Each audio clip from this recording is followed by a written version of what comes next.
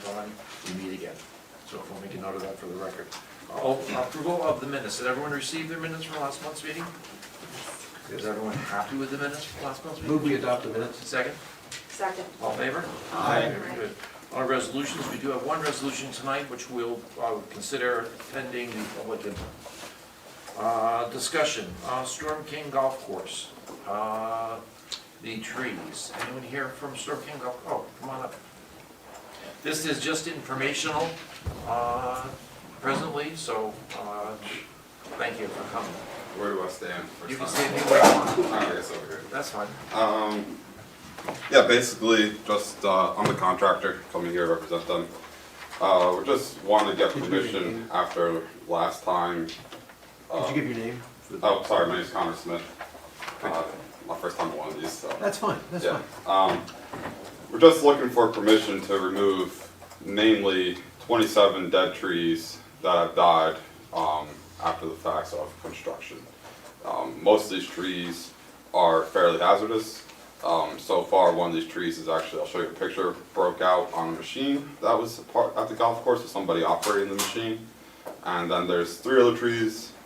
One is alive but fairly hazardous, and the other 2 are smaller and just in the way of possibly a future path or something like that they want to utilize. So just trying to get, the grace of the town to say, yeah, go ahead, take out these dead trees, before they possibly become a bigger hazard and hurt somebody. Right, well, as Dominic, our esteemed attorney, will tell you, you have limited authority to say no on this. But I think that we should hear from the town tree warden first.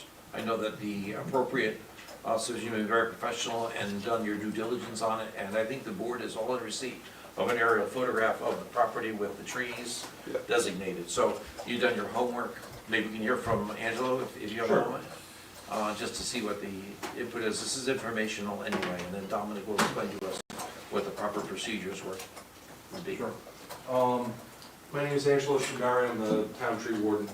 I met with Connor out at the site almost a month ago now. We identified initially 20 trees to be removed. All of those trees, except for 2, are dead or hazardous or both. I see no reason to hold up the removal of those 18 trees in particular. The other 2 trees that are not hazardous will be in the way of paths that are to be installed or other improvements that need to be made, will need to be removed eventually. If they're not removed prior to the construction, they will not likely survive the construction and will need to be removed later. Okay. There's an additional 7 trees, I guess. Additional 10. Or an additional 10. Yeah, the golf course, they asked if we come out. There was other trees that were not in our scope of work we wanted to do this winter. So there was 10 more trees that are dead to come out, and they wanted to make sure we were able to get the grace of those trees too. I have an updated map and list of Has Angelo seen it? I've seen 3 of the trees. Okay. I haven't seen all of them. It's something I can certainly go by before work starts and make sure that the trees are in fact dead. Okay, you're not removing the roots and stuff, you're just removing the trees? There may be 2 trees that the stumps get ground on later on. But as of right now, there's no plans of using an excavator to pull full stumps or anything like that. Okay. If anything, we're gonna, two trees may get ground down 2-3 inches of the stump for grass seed later on. Okay, jumping the gun, is there any intention to replace the trees that are being removed that are alive? I am just a contractor for removal. I assume there is a bigger landscape plan that they have, that they will be planting more trees. I think they're doing a little bit of regrouping after the first design, and they might have to change a few elements of the course due to, no one put any access for any equipment in there. That's why we were trying to get this job done a few weeks ago when the ground was completely frozen to drive, and we only have about another week left of being able to do that possibly. So. Okay, for the record, this is a letter from Ted Warren, who's from the Cornwall Conservation Committee.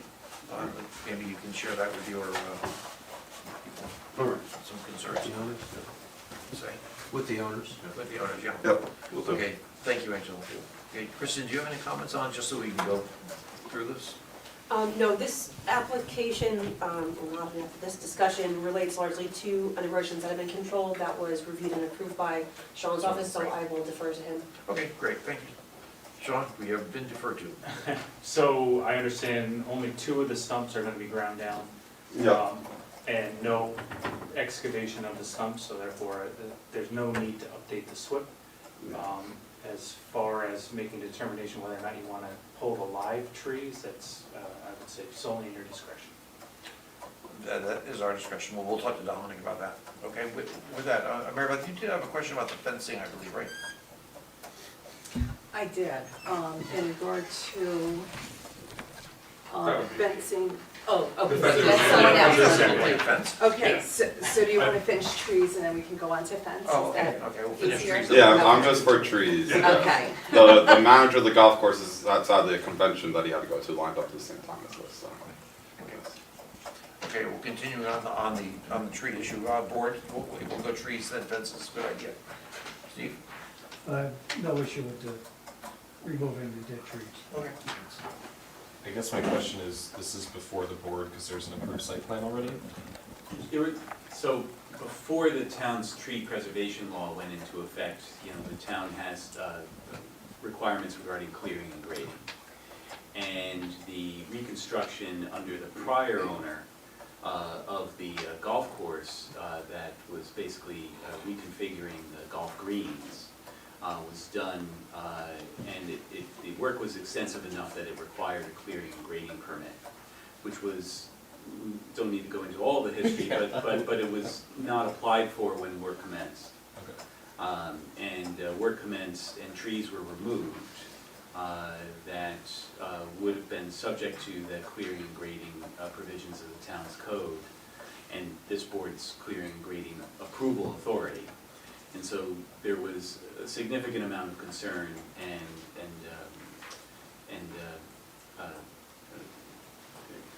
I'm sorry, I'm struggling for words. There was a focus on the tree removal, and the prior owner agreed to plant additional trees as part of that clearing and grading permit. So now additional trees are coming out. If this was, to answer your question, and I'm sorry I'm getting around to it, but if this was without the fact that there was a clearing and grading permit already issued, just the removal of dead trees would be allowed under the town's tree preservation law as it stands without having to come before you and ask your permission to do so. But because there is an open clearing and grading permit where the work is, near being finished but hasn't been quite finished yet, and given the number of trees, it was thought that it would be better for this board to decide whether or not that required a more formal amended process, to go through that permit process, that to amend the existing clearing and grading permit that this board previously issued, or whether or not you could refer this to the town's tree warden and the building department to, oversee the removal of these trees that are being requested. And what's the total number? There is 27 dead trees and 3 live trees. Thank you. John, any further questions? Mary Beth? no, I don't have any On trees. on trees. Amy? I just have, just to make sure that the consideration is given that many of these trees are in a riparian zone, like is outlined in the letter. And just to, if they're removed, consideration be given to replacing them, because it is. Again, I'm not the owner Yeah, of no, the I know, property. I'm just saying, I'm just putting. I'm sure they would consider possibly Yeah. replanting some trees in that area. None of those trees are really super affecting the play of the game. It's just that they do have the chance of falling and hitting a player as of right now. And I know that it's a protected trout stream, so we're gonna go in with like an aerial lift and take the trees down in smaller pieces so we don't affect anything in the riparian zone as well. Yeah. Yeah, and I'd also consider for erosion control. Yeah, that's why all those Yeah. stumps are staying, none of those stumps are being pulled. And actually, like, we do a lot of work for New York City Water Department up on the reservoirs, taking down trees. And leaving a dead tree by a stream bank is actually more dangerous for riparians because they have a higher chance of actually ripping the whole entire root system out and then you know, causing more erosion, so if you cut them and just leave the stumps, those will actually hold in soil for longer. Thank Yeah, you. no problem. Yeah, so, you know, Mr. Chairman, I would recommend referring this to the building department with consideration of the tree warden's input on, you know, dead trees and maybe limiting the live removal to the 2 mentioned. Additionally, I wanted to mention that since this is part of the clearing and grading permit, the grading is, in my opinion, incomplete. The grading should include the removal of those large berms at the top of Hasbrook.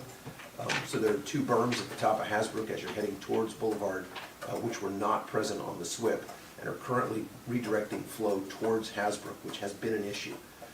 We've made a request numerous times to get those things out of there. They also have removed from the community of Principal View.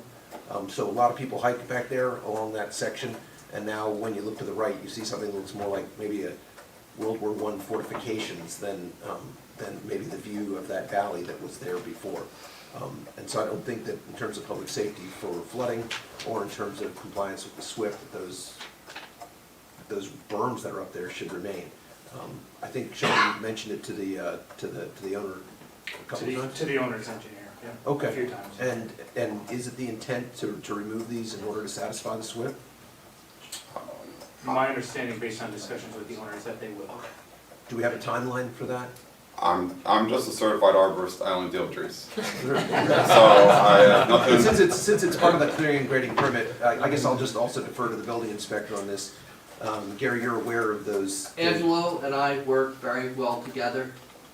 He's Okay. been intimately involved with Connor for the last 6 weeks or so. Okay, great. So I'm full confidence that Angelo and I can properly oversee the removal. So I guess I'm good with deferring it to the building department, and we're limiting live tree removal to 2. And if due consideration is given to the removal of those berms, which have now been there for a couple of years and are not in compliance with the SWIP, in my opinion. So, I do have one question after Led spoke. The live tree removal, is it 3 or is it 2? It is 3. It is 3. Okay, One is extremely hazardous though. It's Okay. fully 3 is- rotten out the base. 3, I'm fine, I just want to have to be a number that's set, and Yeah. that's what we're limited to. And then I would like, That's not intended, so, sorry. I would like to ask, you know, going forward, there is gonna be more trees that are gonna pass away on this golf course due to the major regrading of it.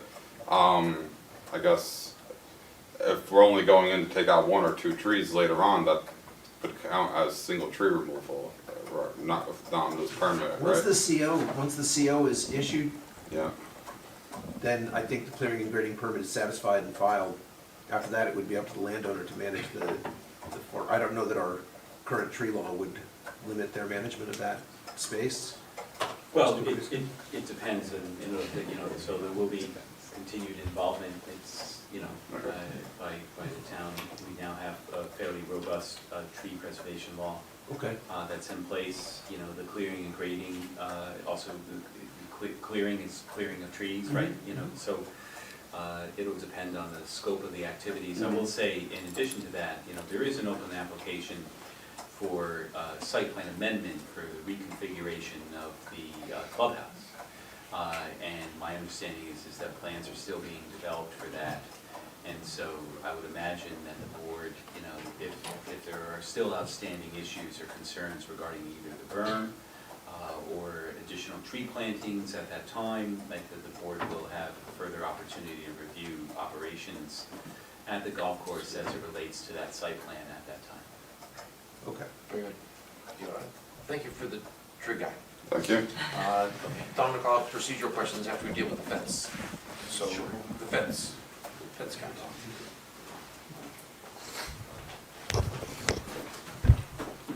Sure.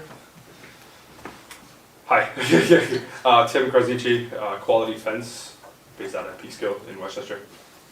Currently, Stormkin Golf Course wants to add a couple runs of fence in between existing rock wall structures that are pretty much present there. And then there's the new larger berms, I think, that were built up along Hasbrook and Ridge where that intersects, that they want to add some fencing along those, across those certain portions.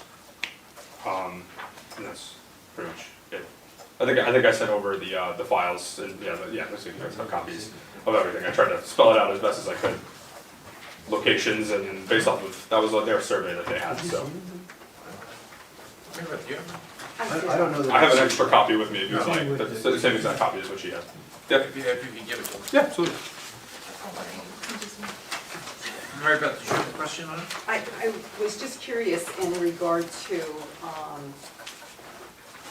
the locations of I see that it's broken down with the maps Yes. that you provided and pictures. So I was just curious as to, this would be the exact look of the fence, Yeah, correct? very similar. That one's a little bit more aged, but it would be that similar style of design. Okay, Yeah. okay, I just wanted to Yeah, it would be clarify that. painted black. It'd be a wood fence post and rail. It's gonna have 4 rails going across horizontally and the vertical posts. Okay, Yep. okay. So, just so we had a concept Of course, of, yeah. visual concept of it. Visually, it's gonna be pretty much almost identical to that. Okay. Yeah. Okay, so you have no further questions, Mary Beth? I do not. Steve? Just a question, I'm looking at the sketch here for the proposed fence on the upper section of Hasbro. Okay. And it looks to me, I mean, this is the section that we're talking about, the existing berms. Okay. Um, Yeah, those berms have gotta go before the fence goes in. I would think, yeah. Yeah, because I mean, it's supposed to be sheet flow across there, not like a swale that's redirecting it back onto the public road. Sean, you know the intent there. Agreed. Yes, and honestly, I don't know how you get access to the gates that are proposed there without regrading that area Okay. Which spot in particular? near the intersection of Ridge and Hasbrook. Okay. Right, There's- uphill from Ridge and Hasbrook. Yeah, Ridge and Hasbrook, there's 2 divots kind of that go down from the swells. Yeah, so right here, those berms end about here, and then those gates are gonna have entrance into the golf course on the other side. So the ridge or the berm that was Yeah. constructed on that side was never approved by this board. Okay. And that's the one that we're talking about, it needs to be regraded in Got order to accept it. Yeah, that would be up to them. Yeah, it's gotta be knocked down. Right. And can you convey that back to the principals? So I could let the property manager know that I'm Sure. in contact with. If I could, one more item. There is proposed fencing where the golf course reconstructed a pedestrian bridge where the boulevard bridge needs to be reconstructed due to the damage from the line now. Okay. That's in the vicinity of the proposed taking by the town in order to reconstruct the bridge.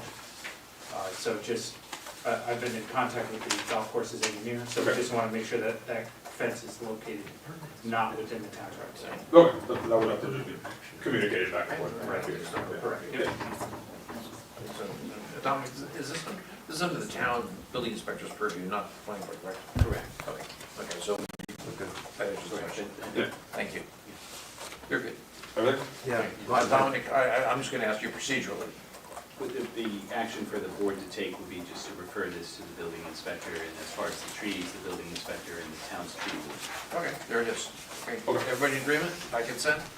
By consent? Okay, by consent, we'll refer to the building inspector. Finished. Thank you. All right, thank you. Okay, with that, we have a public hearing. It is 7:19. I'd like to call a public hearing to order. If you are members of the general public after the presentation, Yeah, stop by. if there are members of the general public wishing to comment, please state your name and your address. For Fran's sake, make sure it's legible so Fran can hear you, and we'll move from there. With that, you are on.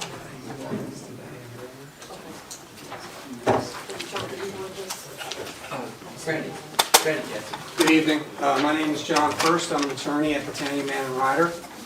I'm here on behalf of the applicant, SallyeAnder Holdings LLC.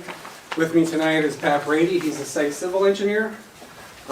Sally, who's the owner, I think she's appeared before you guys before. She couldn't make it tonight. She's at a trade show. So she brought her co-owner and husband, Jan. How are you? Good evening. So we're here tonight seeking a special use and site plan approval from the planning board. The property is at 2430 Route 32. It's the Gym Kids, located right off of 32. It's located in the highway commercial zone. We're trying to convert the existing use to a light manufacturing, and that requires a special use and site plan approval. We're not having any changes with the building or the footprint. Really, it's just everything is going, changing inside. The outside is pretty much the same as well, the parking, the landscaping. The signage will change at some point, but it's going to be just basically where the existing signage is. So there's really no changes, it's just a change of use. We already obtained some variances from the zoning board because of the change of use. Under your code, the setbacks are all determined by the use. Even though you have two uses in the same zone, they're going to have different setbacks. So we had to go to the zoning board. The zoning board approved all the variances. I think there were 4 in total. And so here we are tonight at a public hearing. This is a family-owned business. It's basically a micro-manufacturing company. They produce skincare products, but they only use natural products and ingredients. There's no artificial fragrances or dyes. There's synthetic free. All production is inside the building. And again, all the existing parking and landscaping is going to remain the same. They have an existing facility in Beacon where they're looking to relocate into Cornwall. At that current facility, they share the building space with other retail tenants, and there's really been no complaints about the odor, the noise. It's a pretty simple process. If you have any questions, Jan can go through the process with you guys. But for now, I'd like to turn it over to Pat Brady. It'll probably take him about 2 seconds to go over the site plan because not much is changing, but I feel like for the public. And you can, Pat, you can direct it at the public. I will preface it by saying that the planning board is most familiar with the project. We've been dealing with it for several months now and done a very professional job, and thank you very much. So this is for the town public. Good evening, You're Mr. on, Chairman, Pat. members of the board. 15 seconds, Pat. So, this is redevelopment of the gym kids along 32. So basically, there's nothing changing to the exterior of the building. The only modifications would be a better delineation of parking spaces and a loading dock area where the lighting's existing, pavement's existing, stormwater management facilities existing. We have sufficient parking. We did, since your last meeting, add a couple notes with regard to board's concerns. We added a note stating that the accessory apartments that's there will be removed when we get the CO for the new operation. And also, we had added the outlet pipe for stormwater management, which is an overflow pipe. So we believe we've addressed all the consultants and board's concerns. Okay. Thank you, Pat. And with that, I'll ask if there's anyone from the general public wishing to make a comment on this project. Please. Nancy Bryan, Cornwall. I fully support this, and I am so pleased that this company would like to go in here. I remember being at a meeting quite a while ago where a storage facility was interested in going into this location, and to have an existing business that is already supportive of this town between the farmer's market and the shop on Main Street.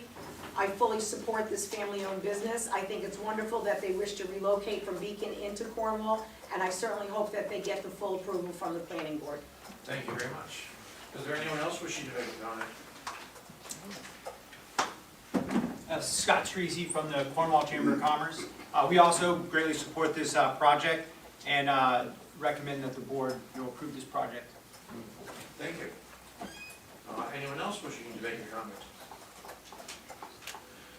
Seeing and hearing none, I'll ask for a motion to close the public hearing. So moved. Second. All in favor?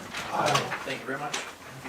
Okay, with that, we did request Dominic to prepare a resolution for this, assuming that there was going to be no negative impact from input from the public, and the guess was correct.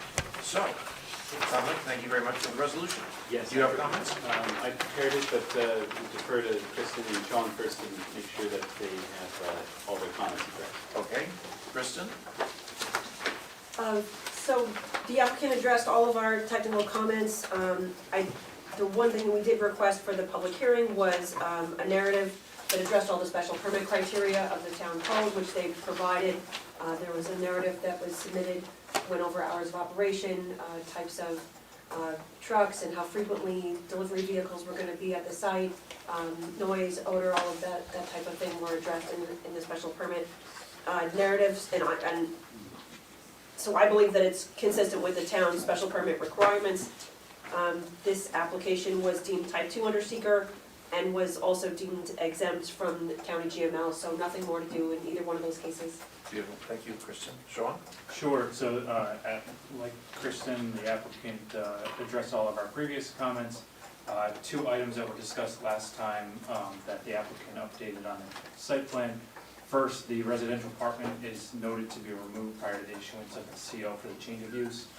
Secondly, the overflow from, or the drainage as a whole was researched into. Mr. Brady's provided the approved site plan that was approved for the Gym Kids application, which identified an outlet to the underground infiltration basin within the parking lot, which I guess needs a tiny bit of maintenance, but will be uncovered prior to issuance of the certificate of occupancy. Okay, thank you, Sean. Anything else? Nothing? Nope. Okay, board members. Steve? No comments. Mary Beth? No comments.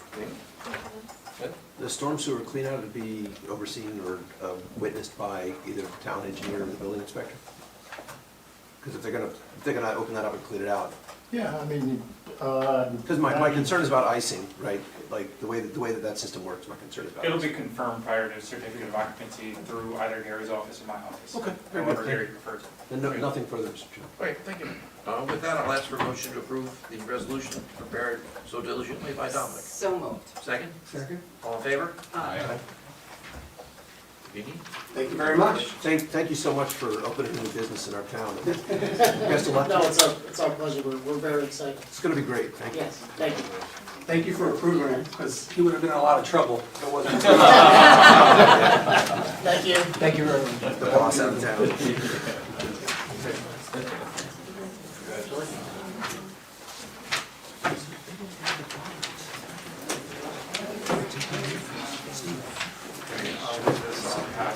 Dominic, you want the approved resolution? If you signed it though. Yeah, I did. Oh, Would you hand that over to Dominic? Thank you. Okay, with that, we have, let's see, we have Two Girls, One Boy Holding Company, LLC. Good evening. Bart Lansky for applicants, Two Girls, One Boy Holdings LLC. I also have with me, to the right, Glenn from Glenn & Company, our company architect, and Justin from Prestige Hospitality. And it's been 6 months since we've been here, but we've made a bunch of progress. I think we were able to, and I hope we addressed all the comments from the consultants. The primary change has been from our conversations with Hilton and the hospitality company is that we need to have a more robust restaurant. The 36-seat restaurant that we had proposed is not going to satisfy either Hilton or the operating company. We proposed a 100-seat restaurant with 38 outdoor seats. That number has come from both Hilton and from restaurant operators. And we understand that this is a big change. The outside seats are expected to be seasonal and an extension of the lobby space. And in practical terms, we believe the amount of parking provided will work. Hotel restaurants generally have different capture rates, but the restaurants are considered to be accessory to the hotel in almost all circumstances. And in most towns, they don't count the restaurant requirement separately for parking purposes. The town board has, not that long ago, given the planning board the ability to waive in the Main Street district the parking requirement. We recognize that there was a 30% waiver which was done for the preliminary approval back in July. And we're asking for a substantial larger approval. We think this works in Cornwall because the peak demand is going to be Friday night and Saturday around 7 o'clock. And generally speaking, downtown Cornwall, particularly in this area, could use some more vibrancy at that time. There's not a lot of competing businesses. There is a lot of available parking. There is parking at the premises, but also generally in the area, particularly at those times. So I have a handout that I wanted to provide, which I'm going to ask Justin to go over a little bit. And we have Glenn who's going to go through the architecture. The handout is just a couple of similar hotels in the area, which Prestige operates, and what parking they have, and what seats they have. So I'm just going to pass these around. Thank you.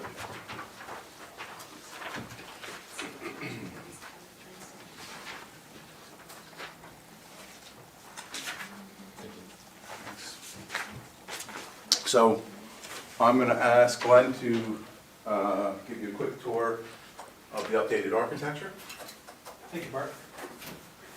Good evening, everyone. A reminder, Glenn Coben, architect for the project.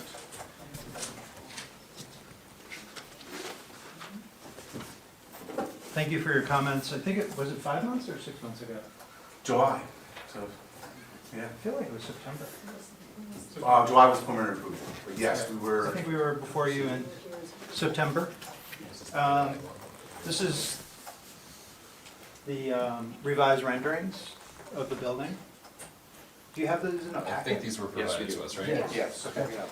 A few things that I wanted to point out that came up at the last meeting, and I think, Led, you brought up several of these topics. The bottom course of the building, wanted to confirm it is a porcelain tile. So this is a sample. I didn't bring a really big one. You want to take a look at it? Again, I think there was a misunderstanding that it might have been stucco. This is very stout material that will hold up in the harsh climate. Panels will be, I think we're looking at 2 foot by 4 foot panels. Yes. And that's on the lower 2 courses. The upper, the 3rd and 4th floors will be a hardy plank, a hardy board material. And then the upper floor, which is sort of a larger change, will be proposing to be a solar panel roof. There will be some elements of a standing seam roof where it becomes straight for the dormers, and this is that material, standing seam, metal material. Do you know what percentage of that roof's going to be solar panels? Off the top of my head, probably about 80%. Oh, wow. Yeah, the entire hip of that roof, the mansard portion of the roof will be solar panel. Is that a fair? Yeah. Yeah. So the other change or the other revision along the drive side, we've integrated concrete planters to protect at the entrance to the building, so no cars. I think there was a mention about bollards. We wanted something a little bit more aesthetically pleasing, so these will be concrete planters on this side. On the opposite side, we do have bollards. And are those planters affixed to the ground somehow? They are fixed to the ground, yes. They're up against the building, but they would be fixed. May I approach? Yeah, it looks like they're about 4 feet out or something like that. Right, you were showing out at the edges, and on your rendering, you're showing against the There's building. an updated site plan. They're up against the building, aren't they? Yeah. Yeah. We had a fire access on it. There was an issue with the fire access lane on that plan. Okay. This is the one I have. Ah, yeah. These little guys here, 12 by 12 concrete planters. I thought that those would stop a car. I mean, if somebody's rolling into the, because, I mean, the question is, you have somebody entering the hotel at night. You've got patrons waiting there. I mean, Sean, what's your thoughts on that? I guess I'm confused by the question. So we were talking about bollards protecting the entrance. Right, and they've switched that to concrete planters. Right. And now in the new site plan, which I just saw for the first time 2 seconds ago, those planters have been moved back further, tighter to the building, tighter to the building. And I'm not sure just how much of a deterrent that would be to, I mean, I'd be interested in hearing Mr. Greeley's opinion. Sure, so they're, I understand they're fixed to the ground, so they're mounted to the ground, right? Yes, And they're made of concrete. and they're made of concrete. And the thing that I liked is that they striped along the building as a visual deterrent initially to get people, about 10 feet away from the building with cars. So I think the concrete planter would be a little bit of an added protection should you be standing near the doorway to help protect from the car. And I believe the other comment was on the east side of the building, sorry, not the east side of the building, the other, the west? Oh, you probably handed that to me already. Yeah, sorry. Thank you, Ben. On the west side of the building, just to confirm, our exterior condenser locations are well above head height, so that along that access path, they're not in the way.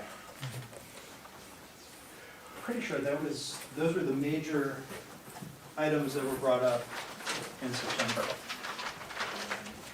Okay, with that, do you have further comments, Greg? Anything in addition to that? Anything else you want to add? You might want to show the difference in the lobby and the restaurant. But this is still the same plan, same allocation space? More seats? Hi. Ground floor plan. So this is the location of the entrance we were talking about. Can everybody see it? Should I step back a little bit? The two planters over here. Main Street off to the side of the page. And in the front of the building would be the restaurant with a bar, U-shaped bar, creating a community effect. And then the entrance to the lobby off to the side with a straight run, a little bit of an angle, but pretty straight to get to the check-in desk for the hotel. Coming back, so the zone difference is from the entrance vestibule to the left is hotel function. This long rectangle, which has access to the alleyway, is the kitchen. That little crosshatch section is the kitchen, designated kitchen. Elevators are here, fire stair, and then the front portion of the building would be dedicated to the restaurant. It would open up, it would have 3 sets of doors that would open up onto a front terrace.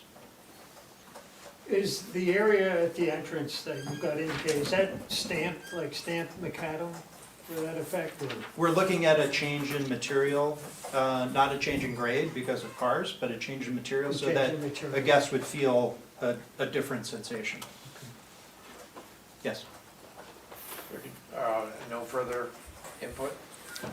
I think the proposal was to be a paper Versus stamp? Okay. versus a Yeah. stamp laptop. It change, yeah, textural change. Change it, yeah. Yep. But not a tripping hazard and no issue in terms of ADA access. Thank you very much. With that, I'm going to change precedent a little bit here because there are 2 W issues. There's the waiver issue, there's the water issue. W. That I think the board is most curious about, and before I defer to the consultants for the reports, I know that there's a lot of questions related to changing the waiver, which is what I think we would have to do in order to consider final approval.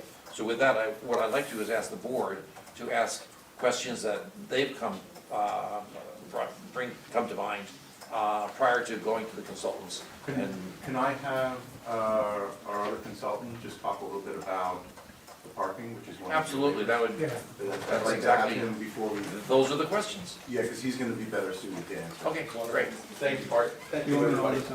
No, I don't think I need it necessarily. Good evening, my name is Justin Smith. I'm with Prestige Hospitality Group. We're based out of Albany, New York. We are the operator for the hotel. Prestige Hospitality Group has just about 40 hotels throughout the Northeast. Some of those are independent boutiques, smaller properties. Some are full-service, larger properties with restaurants. In this region, in the Hudson Valley, we do operate 2 other boutique concepts that are full service. with food and beverage. So we put together a chart to just illustrate the number of seats that we have in those restaurants, the parking requirement, and what we currently have for parking.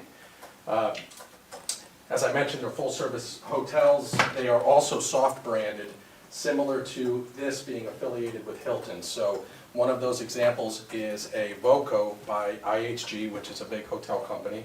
That's in Coxsackie. Another is a Tribute Portfolio by Marriott, and that is in Hudson. It's a 55-room hotel. Part of being affiliated with these types of hotel companies, there are food and beverage requirements. And part of that food and beverage requirement is to offer a breakfast concept for our guests, as well as an all-day dining concept that provides a food and beverage option for our guests during the day. And then in the evening, we've, in these locations, decided to elevate the food and beverage program to offer more of a substantial food and beverage offering. And that's also to entice community members to be a part of the experience. So that is also what we are proposing here for the hotel in Cornwall. And Hilton does have food and beverage standards that we are conforming to, but we also felt it appropriate, and from a business case perspective, to make the numbers work for the investment that would be required to put the kitchen, to build out the kitchen and to build out that experience. We decided it would be best to increase the number of seats. We have a thing called capture rate. Bart mentioned it in his presentation. Capture rate is taking into consideration the number of hotel rooms, the number of guests you anticipate in those hotel rooms, and the number of those guests that you anticipate dining in your outlets. So capture rates are different in different markets. It depends on the number of restaurants in the market. It depends on the seasonality. It depends on your occupancy, of course. So in this particular property, our feeling is the capture rate for hotel guests, those are guests that will already be staying with us in a hotel and parked at the hotel, will be higher. There's more limited inventory from restaurant options and concepts. And so our feeling is that we will have a higher capture rate, therefore bringing more of our guests from upstairs into our dining experience. So that should limit or at least minimize the parking issues. So that's one thing to consider. But again, back to the business case.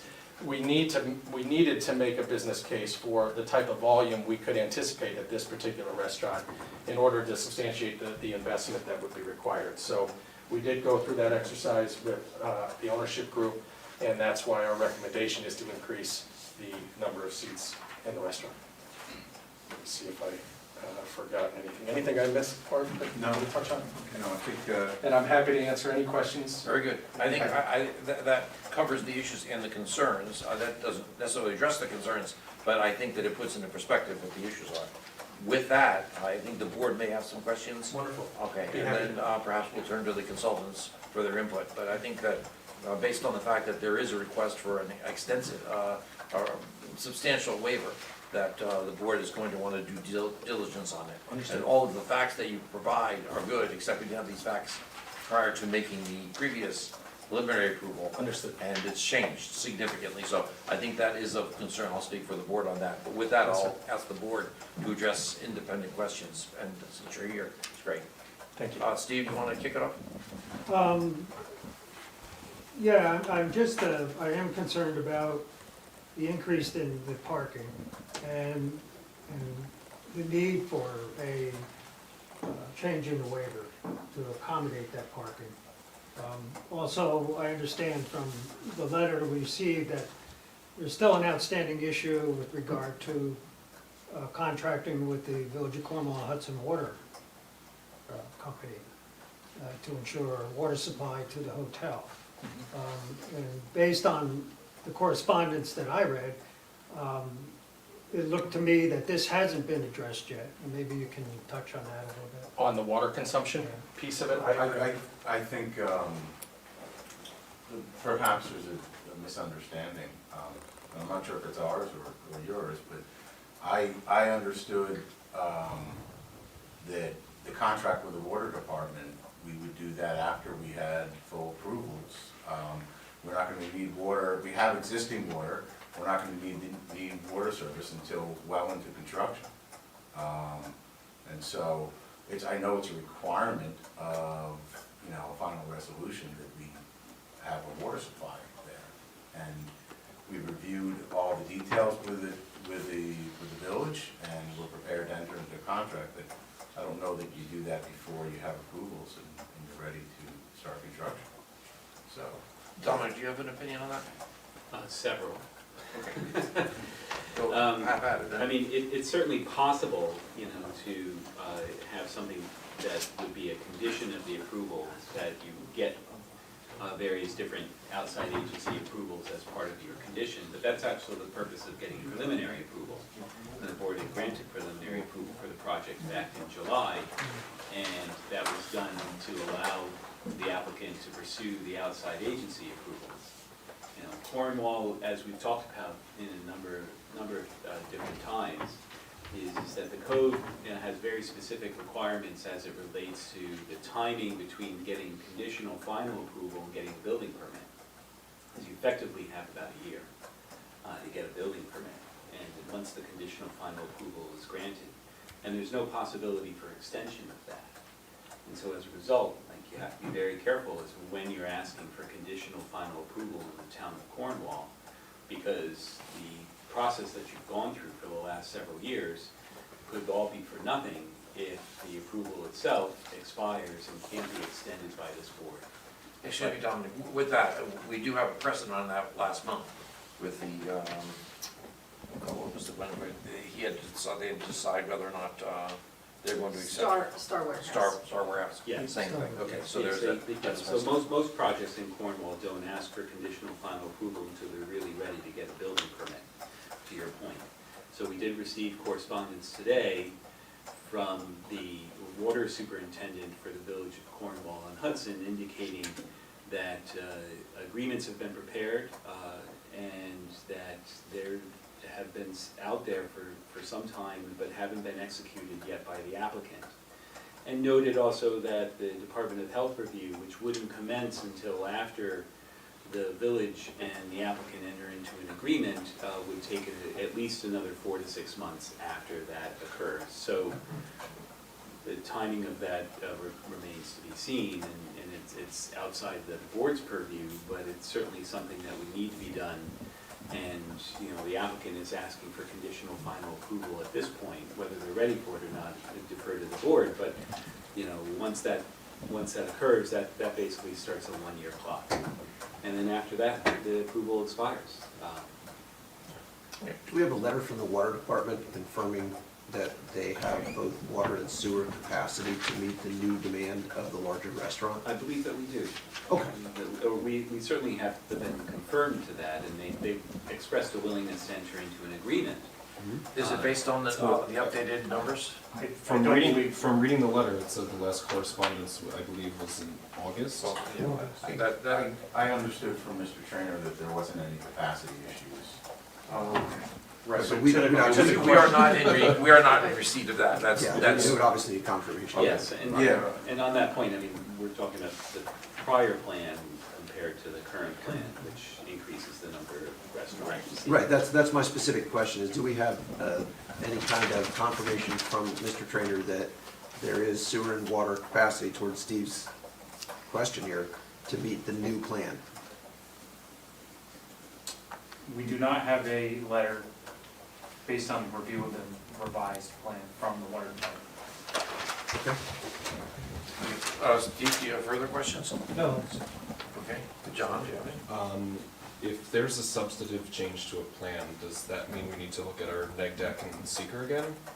It depends on whether, the answer is maybe, and from my point of view, and I defer to Kristen on this as well, but, you know, the question is whether or not a change that's been proposed is significant or not. I believe the language was substantive increase, Yes, correct. not my language. Yes, a substantive change that, you know, really raises to a point where there's potential significant impacts that hadn't previously been considered.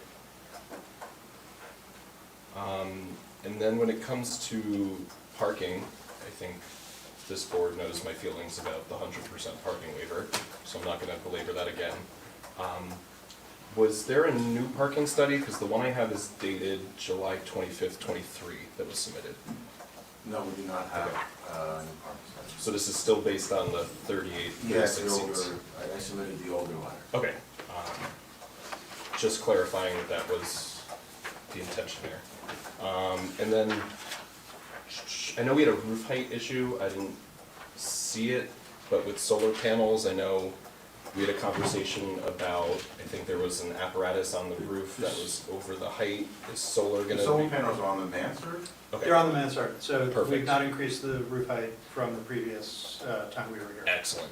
Have we addressed that? I think it was an air handler unit possibly? The condenser locations. We have most of the condenser locations shown on these elevations. The majority of them are sidewalls. So you can see them here, you can see them here. So we don't. If I recall, it was Yeah, the one on the roof. There's a couple which we're expected to be up on the center of the roof. We're anticipating being below the total height requirement. Okay. Yeah, if you see there's a dash line that's a couple of feet higher than the top of the mansard roof. So that's our little plate, little extra space. Do you need me to bring that closer? No, I'm good, thank you. You're good? Yes. With that, Mary Beth? I do have a question in regard to I have quite a few questions actually. But the first one is you just stated 38 seats for outside dining. So I don't believe that the intention is to have waitress service outside of the patio, but as an amenity to the hotel and kind of an extension of the lobby, having seats outside, particularly for the shoulder seasons, is something that. 20 though, or? I think That's there's what I was- 38. Okay, so you're stating 38, this is why I'm asking this question. is there- Because we have a lot of questions, because they don't Okay. always seem to Match up.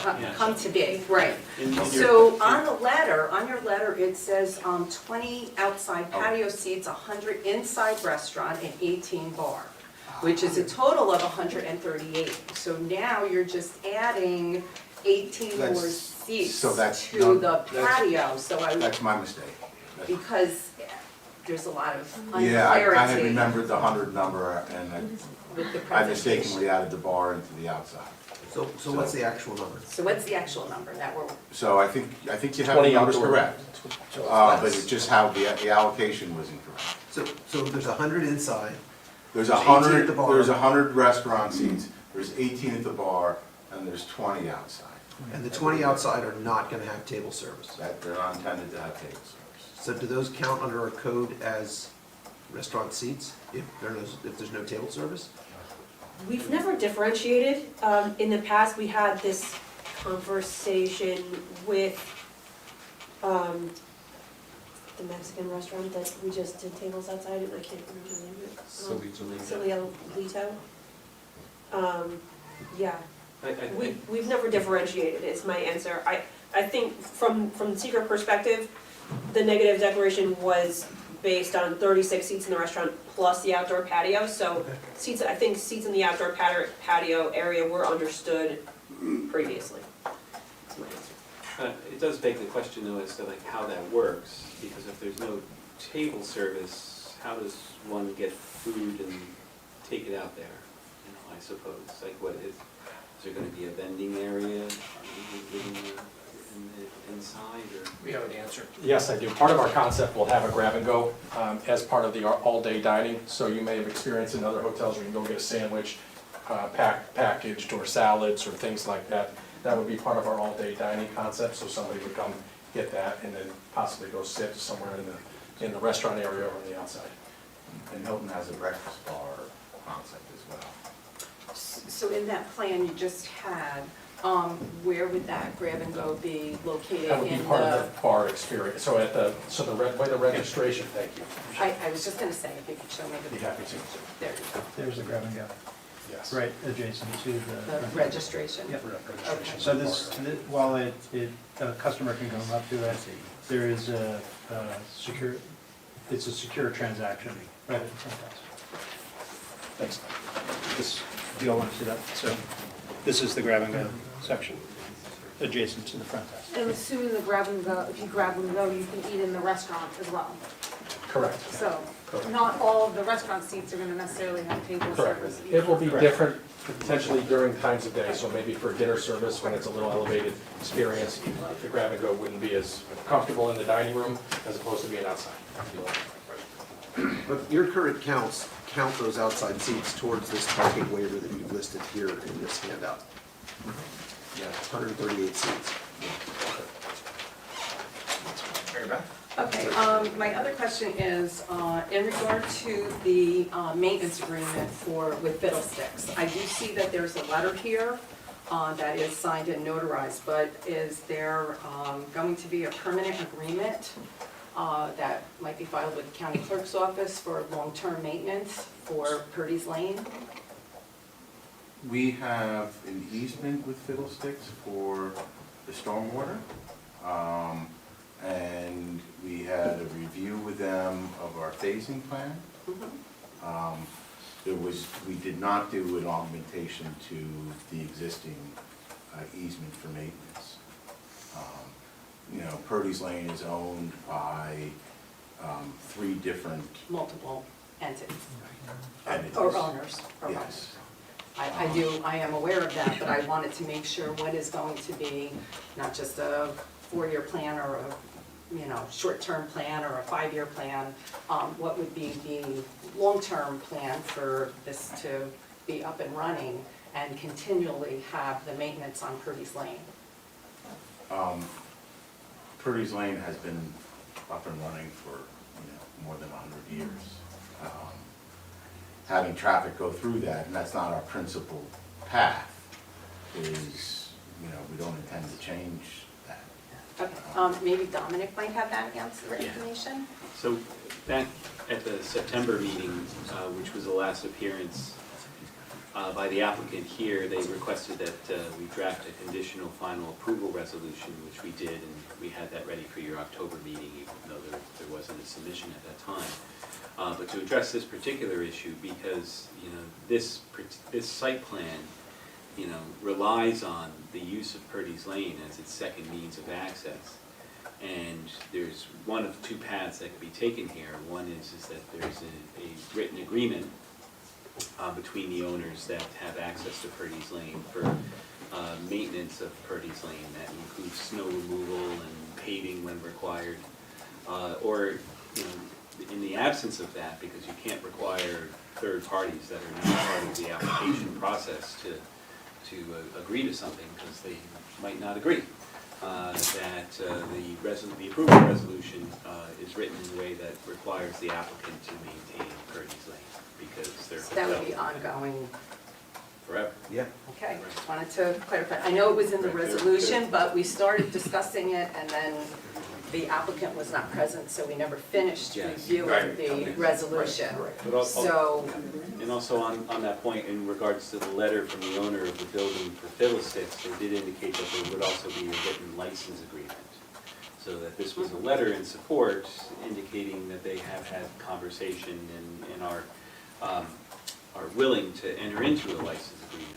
But now that we have that confirmation from the neighboring owner, that would, and my recommendation would be that would be a condition of the approval as well, is that they finalize that license agreement, because we're talking about 2 different things here. In the sense of, one aspect is the ongoing maintenance of Purdy's Lane, but the other is the construction disturbance impacts to correct. Purdy's I was Lane. looking more ongoing. Right, So to right, speak. understood. But because I think it was pretty clear as to Yep. the phasing part. Yeah. I was just looking for ongoing. And the license agreement, I think, would only relate to the short-term construction aspect of what would be occurring out there. So this would be a supplement to the letter that I have from Richard Robbins? In the letter, it said that he alludes to the fact that there would be a written license agreement. Right, okay. And a license agreement is less than an easement.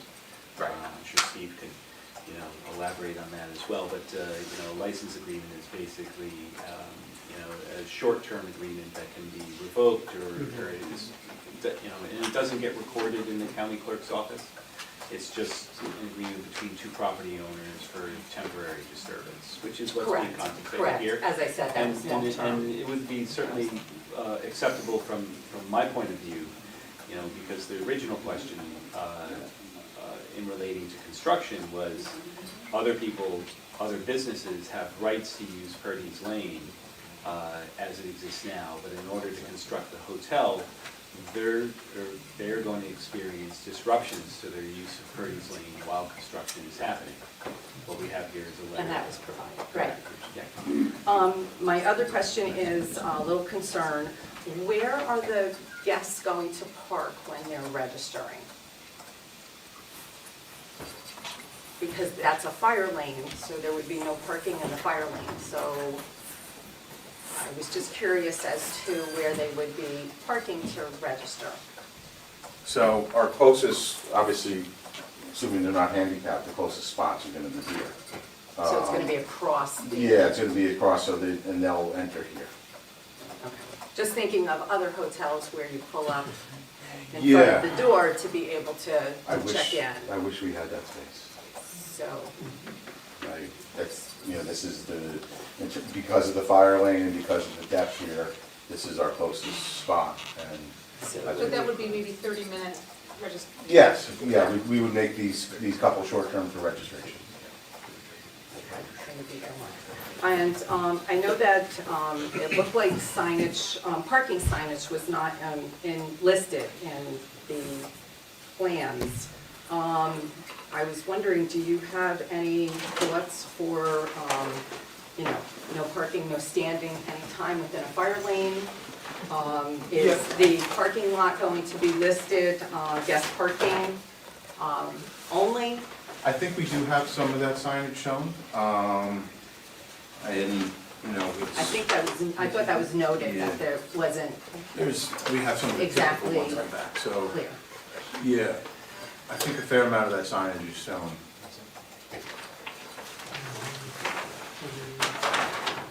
Because I do have a concern. I was on Main Street yesterday, and now that you... So just pointing some of these out, there are these, all over the plan, there are a bunch of signs. No, there'll be no parking signs on here, no. I just want to make sure for fire safety that there would be no parking, no standing within that entire parking, fire lane. Yes. But it wasn't exactly clear on that signage, for the signage. So I just wanted to It'll get clarify striped that. in that manner. As I said, I'm just concerned. I was there yesterday on Main Street. Now that you have the property blocked off for parking, I did notice that there was parking all the way down to the SallyeAnder shop. It was full on Main Street, and it's just a concern of mine. Where are the other customers going to be parking? And last but not least, since there has been so many changes since the last public hearing, I would also ask my fellow board members to consider an additional and a new public hearing on this project to review all those things that we've discussed and the questions that we've asked for the public to be able to comment on everything from the new facade, from the parking, from the expansion, from different changes, and I would like to hear from the residents. And I have nothing further. Thank you. Amy? A lot of my questions have been addressed. I guess I just would like to make a couple comments on parking. I appreciate this. And I would also just like to point out, I believe there is a municipal parking lot right around the corner from where the hotel is. So worst case scenario, you're at 100% occupancy and everybody's in the restaurant, every seat is taken. There is parking, am I correct in? I believe you are. Yeah. You're talking next to the ambulance corps? Yeah. Ambulance corps, yeah. Right, so I mean, You'd walk through Purdy's Lane then to have to get to Main Street. right, About 100 feet. so 100 I think feet, it's about 100 feet. It's Level adjacent, computed. it abuts the property. Yeah. right.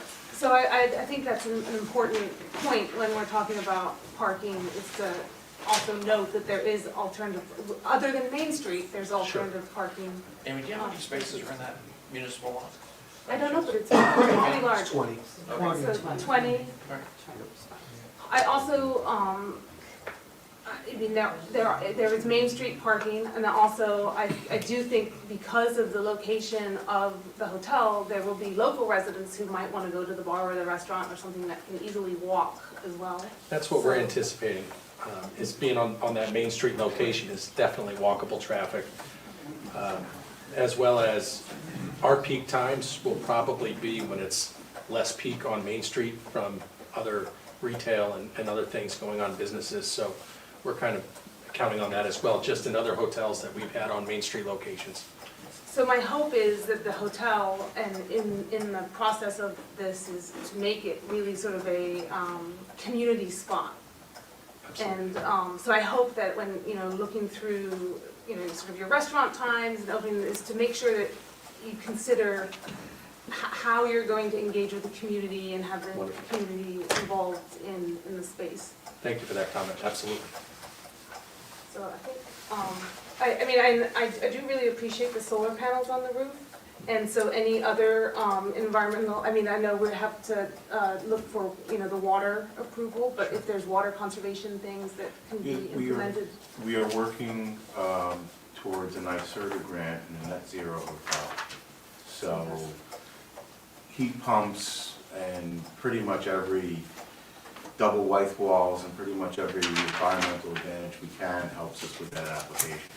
And we do need to generate some power there, hence the solar panels. And there will be EV chargers, and you know, it is something that the Hilton's interested in, something the operator and the owner are interested in, and it seems to be the right course. That's what we should be doing with buildings today. I agree. So I think having that be a sort of on Main Street is a great thing for. Very good, thank you, Amy. Towards Amy's comment just now, we did have a letter to the building inspector from Ms. Natalie Wren, community member, if you're interested in. I'm going to provide the transcript. Revit, I'm wondering if the applicant wants a copy as well, if you've seen this. This is the one that was on here, perhaps? It might be. Yeah. Gary's got that one up front there as well. Yeah, that's a public copy on the table, and you all board members have received one as well. Yeah, so if you want my copy, you can have it, I've read it. Thank you. So while I very much appreciate the improvements that have been made to the plan and appreciate the, especially architectural finishes, and I'm with Amy on that, I think that that ceramic tile at the lower levels will survive the weather and the close contact with traffic that this building's gonna have to have because of the tight spaces out there. So thank you very much for that. The change in seating to 138 is something of a shock, right? That was a big change and not something that I was anticipating until I opened up this package. We've gone through extensive review, especially of the, excuse me, especially of the parking to get to this location. And I would personally be uncomfortable with adopting a waiver of this magnitude without two things. And the first is without seeing an opinion of an independent consultant, namely, I think Phil James Greeley. Rockwell? Yeah, I think Phil Greeley is our typical. Phil Greeley is the board's traffic consultant. Right, so I would want to have a traffic consultant, you know, an independent traffic consultant with the board, take a look at this and especially take a look at the two sort of comps, is that the right term for it, right? The two comparables that you presented, and to evaluate the parking settings that those are in. If those are submitted as, hey, these are locations that are currently working, I'd like to have Mr. Greeley evaluate those, at least from aerial photos, et cetera, and make sure that we've got a comparable setting. You know, municipal lots and their adjacency, that kind of thing. Because I haven't crawled through it, I just received this evening, right, and haven't crawled through it. So I definitely want to do my own evaluation and have that of a professional as well. Additionally, Mr. Chairman, I'd like to hear the opinion of our town board, even if informally. This is a major change to the town's downtown profile. They have given this board the ability to waive parking, but I think the intent of that, if I read the board correctly, was to provide us an opportunity to like open a yarn shop, because some relatively small businesses have been jammed up by this requirement in the recent past, where they had basically no frontage, right? There's basically no parking in back. And so even if they required 4 spaces, they couldn't operate at all because they had no apportioned spaces. And hence the ability to waive up to 100%. I don't think the board contemplated at the time they provided us 100% waiver that we were going to waive 50 or 60 spaces, which amounts to the entirety of our downtown stock. So I am interested in hearing from Mr. Greeley on this. I might be wrong, like, you know, I appreciate the opinion of the consultant of your prestige group coming in here, and I'm very appreciative of your interest in developing in our town, but a couple of the things I read, I don't really have a good basis to fully evaluate those. And I would want to hear from a traffic professional prior to providing that waiver.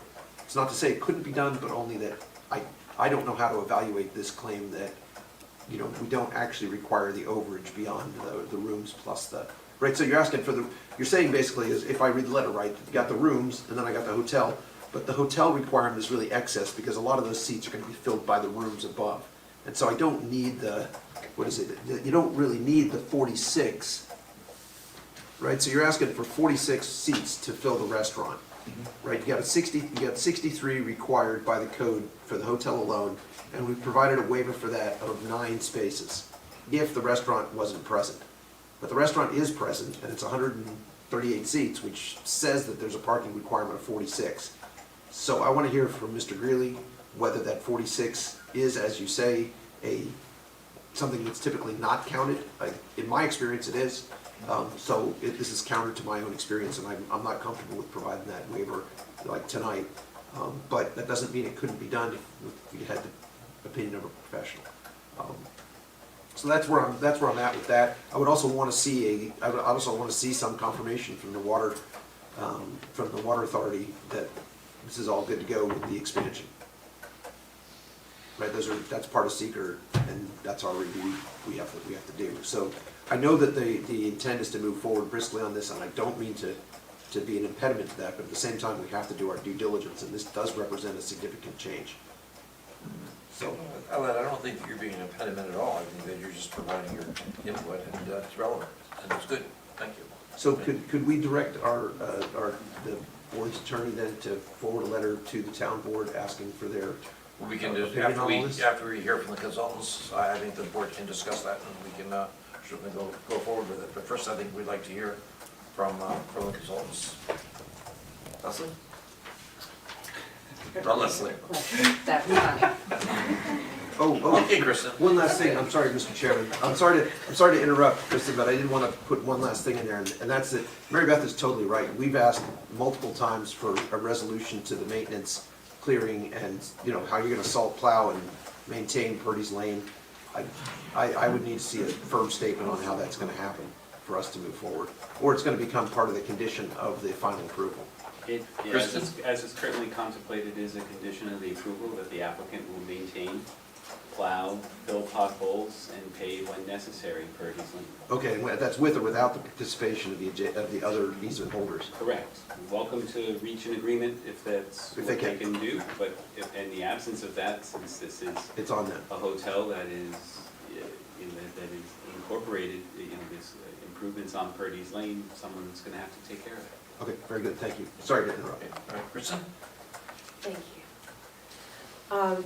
2 quick things I wanted to point out. I mean, I do, in my review, do go through the parking requirements and how they've changed and kind of try to lay out the parking allotment, the zoning requirement associated with both the hotel and the additional seats in the restaurant. That as 109 parking spaces. I think that Len spoke about that already. But what I wanted to mention is that that new parking requirement is not updated on the site plan. So there's a narrative from the attorney, but it needs to find its way on the site plan. I think we've talked about this in the past, like site plan has to match narrative, has to match application, has to match secret documents, all the things need to match. The other thing that I wanted to point out is at the workshop meeting with respect to signage, we talked about a key map, because the last time the applicant was here, we had signage, facade signage over the main door, on the facade of the building, and over the access door into the parking area. And the signage from the architectural plans wasn't exactly clear on the site plan. Again, everything kind of has to match. So we talked at the workshop about a key map so that Gary can very easily see the details of the signage in the architectural plan, and that can be keyed directly to the site plan, so Gary knows where the sign, which sign detail is supposed to be going where on the site itself, so that he can review that and not be confused about that.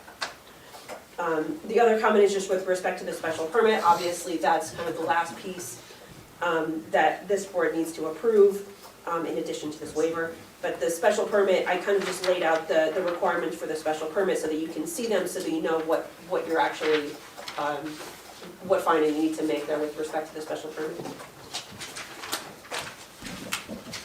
Thank you, Kristen. Sean? Sure, so to drive home the maintenance of Purdy's Lane, I have suggested in my comment number 4, a suggested note, so not only the resolution would require the continued maintenance, but the site plan itself, which is enforceable by the building department, so that note be added to the site plan. One additional thing that was discussed at the September meeting with regards to the installation of some of the architectural features and the need for some temporary installation platforms to install the architectural features on the outside. Along the Fiddlesticks side, the applicant did provide a phasing plan to that end to maintain pedestrian traffic through Purdy's Lane. 2 items that I am suggesting be added to that plan. First off, a temporary location of the Fiddlesticks dumpster that is in that location, so that that can be, or continue to be picked up during that install. Secondly, a space for truck loading and unloading for deliveries for Fiddlesticks, so that they can continue operation. And then I do note the outstanding outside agency approvals that are still necessary to be obtained by the applicant. Very good, thank you. With that, I think, Donna, would it be possible for us to get Bill Free here next month, perhaps? Well, I was going to talk about that. So, as the board is aware, you previously granted a 30% waiver. Kristen laid out the numbers, and I'm not going to try to go through the particular numbers, but the board had waived up to 30% of the off-street parking requirement back in June of 2023, I believe it was.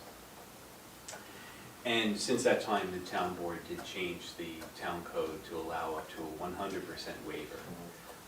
But that comes with certain requirements. So the specific language that was adopted by the town board is that the waiver of up to 100% of the parking requirement where the applicant demonstrates based on a written narrative and analysis and/or documented shared parking agreement that the parking demand requested can be waived, can be accommodated off-site within 500 feet of the building for which the waiver is requested. So what we have here is a significant change in my opinion, going from 38 seats to 138 seats. And the board should have some basis to be able to ultimately make that determination. That has to originally come from the applicant, more so than necessarily the opinion of the board's traffic consultant, because the board's traffic consultant should have something from the applicant that says, even though it's going from this to that, it's not significant because there's, in their opinion, there is plenty of parking or not, or perhaps there should be additional parking that's provided on some additional property, for instance, that had been previously talked about in connection with this application. But in any event, an applicant has to make that demonstration to the board. The board doesn't have to just arbitrarily decide whether or not this is sufficient or not sufficient.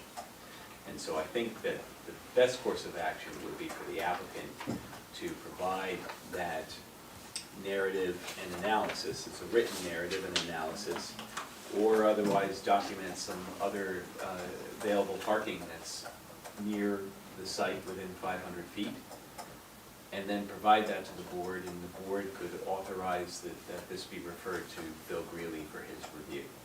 Because that way he'll have something beyond just, you have a start of things, and I think that having the other hotels that you operate, and having their numbers, but as Led indicated, we don't know the details of, what, for instance, what other municipal parking might be located nearby those, or what off-street parking is like, or on-street parking is like in those communities. And so having a better picture ultimately gives this board the ability to have the the sense that they can, grant the 100% waiver, which is being asked for here. So could I suggest then that the applicant work with our consultants to meet the intent of this, and then that goes directly to Mr. Greeley, rather than Certainly. coming back through this board? Right. That would save considerable time, right? Instead of you guys generate another, you guys demonstrate that within 500 feet you got everything you need, and here's our narrative and blah, blah, blah. And then it comes to us and we say, yeah, it looks good, change X, Y, Z, and then it goes to Phil Greeley and it's another 60 days or something. I think if instead, if the other board members by assent, I guess, would be comfortable with it going through our consultants and then to Mr. Greeley and the whole packet coming to us, good to go? Is that comfortable? Yeah, rather than coming back. The other issue, I think, is the water issue, and Dominic, we do not require an agreement between the village and the principals regarding the water use and the increase in the water use as a result of the increase in the tables, and so, I mean, they're gonna flush the toilet 3 times more. Yeah, and it so- certainly would be helpful. Maybe a letter of consent or something. I don't know if we necessarily need an agreement, I would be maybe asking a little too much, but. I think it's as simple as asking Mr. Trainer that, advising him, I think the applicant should advise him that the. I do have a letter from Mr. Trainer here that I think Mark provided. Maybe an update on the letter would be, is that? Yeah, happy to do that. Yes. Okay. That in connection, in particular with the increase in the size of the restaurant. Right. Which is almost quadrupling. Right, I mean, I just, as a matter of course, I think we wanted due diligence, as I think John said, didn't you say due diligence? Sounds good. But I do think we have to do that, and we're good to go. We don't need a vote for that. We don't need to vote, it's by consent, and we'll forward it to Mr. Greeley directly. Okay. in Just an effort make to sure expedite that the whole he's thing. on So, board. Mr. Chairman, I would also move that we have our attorney draft a letter to the town board asking, at least informing them of this change to make sure that we're dotting all the i's here and that everybody knows what we're actually, because this is a major change. And that's not to say it can't be done, but only that I want to make sure everybody's aware of what's going on. And so I think letting the town board know that we're getting ready to exercise this new waiver power, or might exercise this new waiver power, considerably beyond what they may have contemplated when they adopted it. And give them at least an opportunity to comment to us before we actually. Are we grant that asking for waiver their or turn it comments, or down. are we providing them with a statement that says this is a consideration? I would prefer to have a more direct statement than asking for their input. Well, that's the thing, so, the planning board and the town board are two separate independent boards. And so the town board, in particular, is not supposed to, Oh, okay. it's not supposed to influence decisions of this board because you're an independent board. Right. So So maybe it's an information and just informing them that this is before us. You could, I think, I think the plainest answer from the town board would be to say, yes, we adopted this change, as I just Yeah. wrote to you. Fair enough. No comment is better than. And so Okay. it potentially runs into, risk of like asking Congress what they meant by something, so, All right. which, Cancel that request. Thanks for your advice. That's valid, that's valid. So all we're looking at is the update on the water agreement with the town, not necessarily the agreement, but rather an update on that. We're also asking for you to provide information to our traffic consultant so that he can report to us and validate the possibility that it doesn't incur too much of a burden on the parking yes, availability downtown. and that would be this written narrative and analysis that should come That's it. from the I don't think it has applicant. to be complicated. I would also offer that the town board did engage the services of Creighton Manning, which did a parking analysis study for the Main Street corridor. And that may very well have helpful information here. That was not done by Colliers. Phil Greeley is with Colliers. So combining the information that you were able to assemble with the study that was previously done by the town using Creighton Manning will perhaps give Colliers a better picture of what it is that you're requesting in that larger context. And to Amy's point of the availability of additional municipal spots within, probably, I'm guessing, 100 feet of the hotel, it would be helpful. That was a very good point. I mean, thank you for making that. But with that, I think we can reconvene next month on the same issue. Is that? So Mary Beth brought up public hearing. I don't know if we want to explore that. I would think I don't when the know. plan is finally complete. Well, Mary Beth, the issue on that is that we're not trying to rush it through, but rather I'd like to condense it if we could. Rather than extending it 3 months down the way or 4 months down the way, there must be a way, if Dominic, what's your opinion? The in terms of- difficulty is where it is that there's essentially one public hearing per application. There's no provision in the town code that says that you can have more than one public hearing. The problem is that, you know, if the scenario where you could have one would be is if this was a fully approved project and then there were changes that were proposed and they applied for an amendment to that, but they haven't quite gotten a fully approved project yet. So unless the applicant consented to a new public hearing, the code doesn't provide it, and I think that it would be beyond the authority of the board to I say- point to the fact that the planning board is here to comply to code, and if there's nothing in code to address that, I think it would be inappropriate to do Yes. it. But I do have some written input, Fran, for the record. I, like most members of the board, I assume, receive letters concerning that somebody is important to put that into the record. And what- Would you please? And on that point, if I may add, you know, is that this board has always, since my time of being with you, accepted and taken into consideration any kind of written comment that has been made. So, you know, if any members of the public are watching this or aware of this and want to express opinions, I think that the board has always taken those into account. It's just the formal process of going through a second public hearing, my real concern is that it's just, there's not, I mean, if I could say that there was something in the code that would support that, I would certainly advise you of it, but there is only reference to one public hearing, so. That answers the question, Dominic. Thank you. I don't. We've had requests from the public also, because Yes. this has changed and evolved, so Yes. it would be fair to the public to be able to hear again from them, so that's why. Sorry about that. I will say that the letters that were written, that I've received anyway, were actually very constructive and have helped a lot in the questions that we've had and the interaction we've had today. And one of the reasons why I requested the traffic input from our traffic consultant, so we do respond to the letters as well. I'm afraid that the board going outside the purview of what is described in code, I think is a precedent that we don't want to sink into, otherwise we. I understand, as I said, we've had comments from the public who have asked for that, and I do want to hear from the public, so I do hope that everyone writes to us, I hope that everyone reaches out and. Oh, that's okay, that needs to be on the camera. And but I do hope that everyone responds to us and gives their input, because we do want to hear that. It is, you know, there's changes, and we should be hearing from the neighbors and the residents and everyone that it might affect. So. Very good, thank you, Mary Beth. Good job. Any other questions from the board? Is another option to go to the zoning board of appeals? Like, that is another viable option for the applicant, correct? I'm not saying that's what we're gonna do, but if it's not complying with zoning, we have the zoning board of appeals to